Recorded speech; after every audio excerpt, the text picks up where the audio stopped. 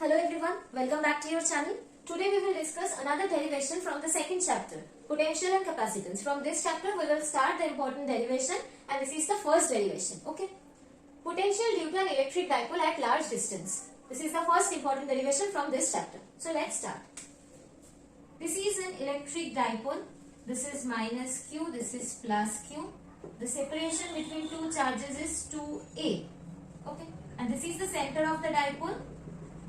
And we have to calculate the electric potential at the point P and the distance is R. Okay, this R is a large distance. It is mentioned here. Okay, R is a large distance. So suppose this is A point and this is B point. So we are connecting this end. This is AP and this is BP. And the angle between the side R and the dipole is theta. Okay. So we have to find the electric dipole at point P. So what will be the potential? First we will write the potential at the point P due to the charge minus Q. So here we can write that the potential at P due to the charge minus Q is 1 by 4 pi epsilon naught minus Q divided by the distance between minus Q charge and P, that is AP. And then we will add the potential due to the charge plus Q at P. Okay. So plus the potential 1 by 4 pi epsilon naught plus Q divided by the distance between minus Q charge and P, that is BP. So from here we can take common Q by 4 pi epsilon naught. This will be minus 1 by AP plus 1 by BP. That is equals to Q divided by 4 pi epsilon naught 1 by BP minus 1 by AP Q divided by 4 pi epsilon naught.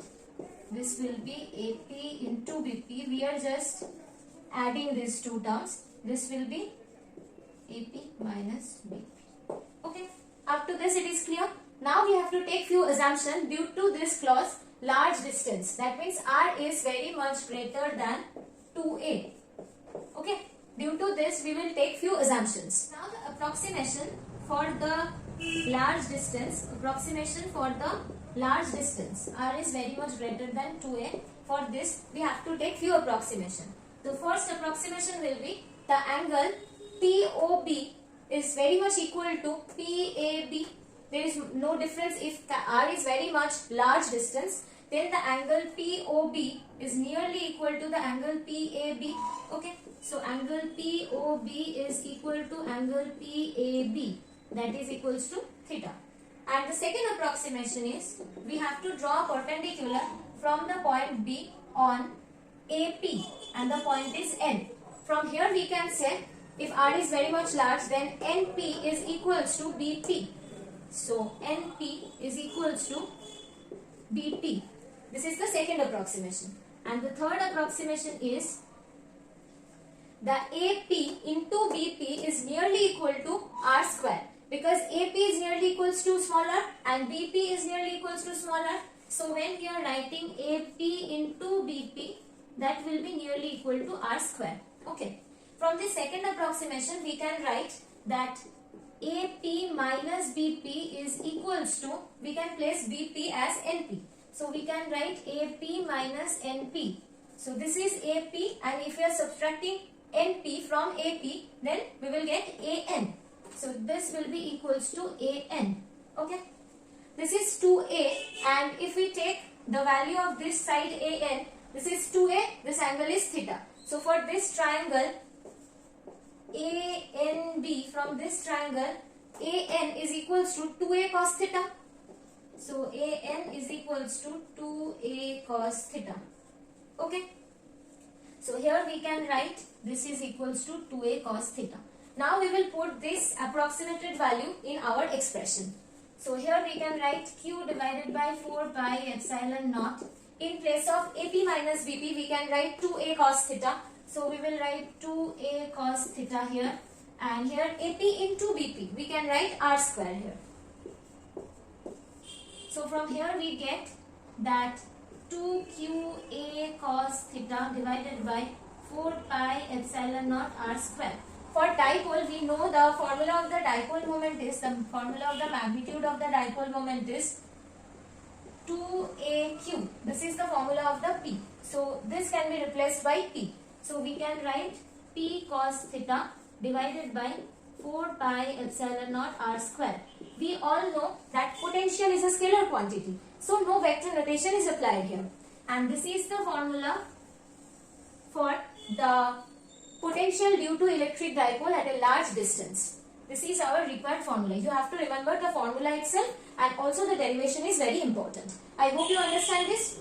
We are going to the next derivation. This is the next important derivation from this chapter. Capacitance of a parallel plate capacitor. So let's start. These are the parallel plate capacitor. This is positively charged and this is negatively charged. We have already calculated the electric field due to an infinite charge sheet. I am just giving you a recap. For this infinite charge sheet, we have calculated the electric field will be this direction and here the electric field will be in this direction. If this is n cap direction, then here electric field will become sigma by 2 epsilon naught n cap, where sigma is the surface charge density of this plate, and here the electric field will be sigma by 2 epsilon naught minus n cap. Okay, we have already done this in the previous video. Okay, now we will apply this just.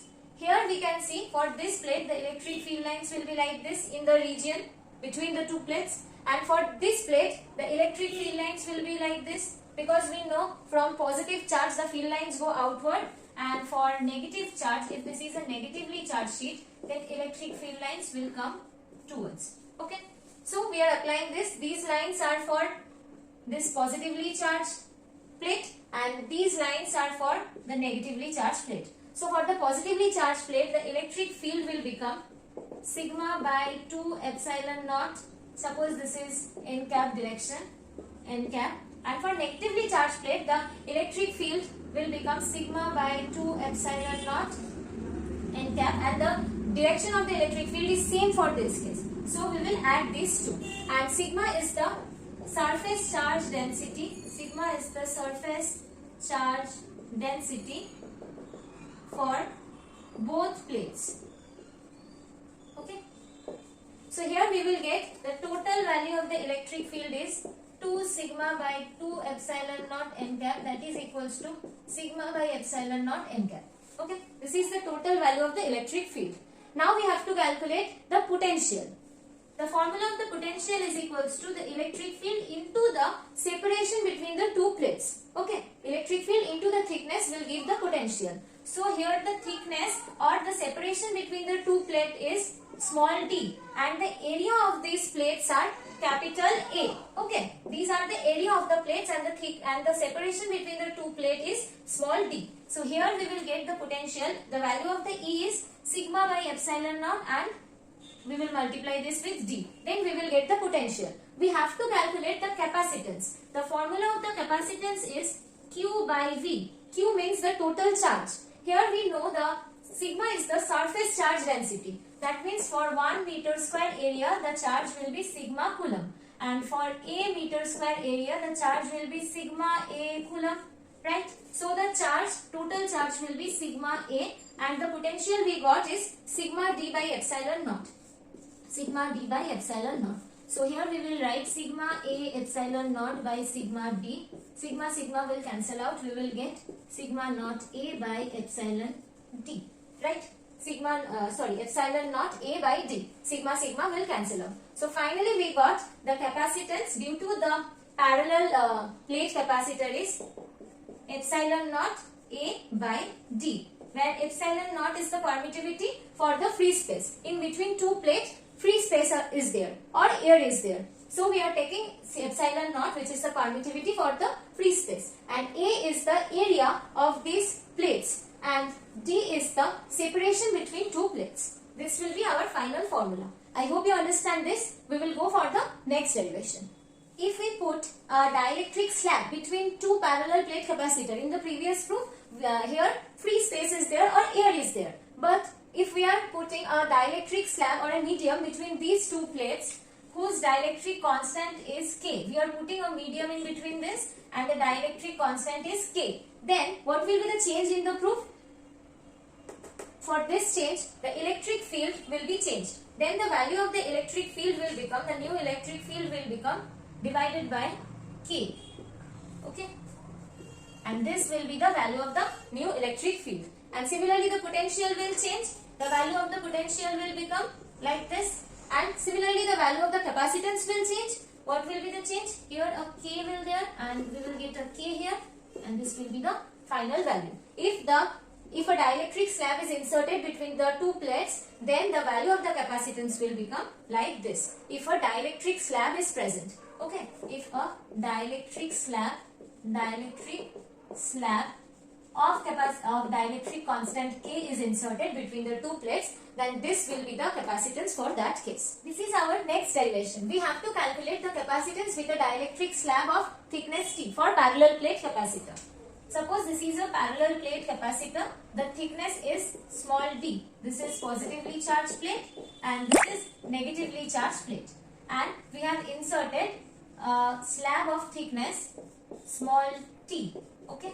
And the dielectric constant of this slab is K.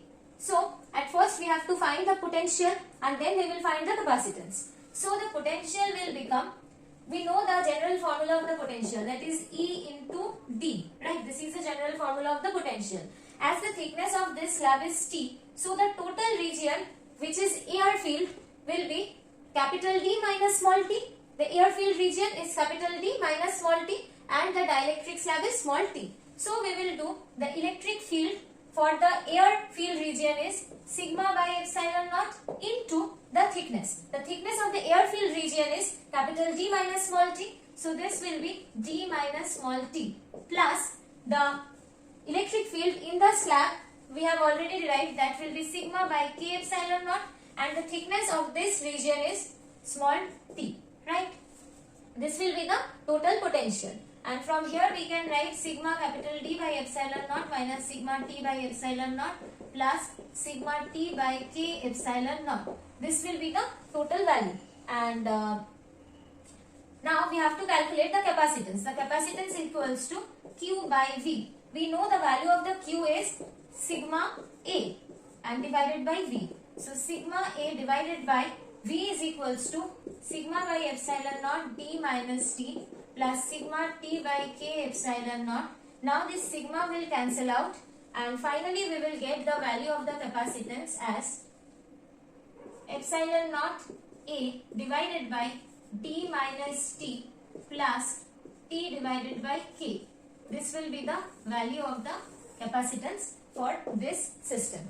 I hope you understand this.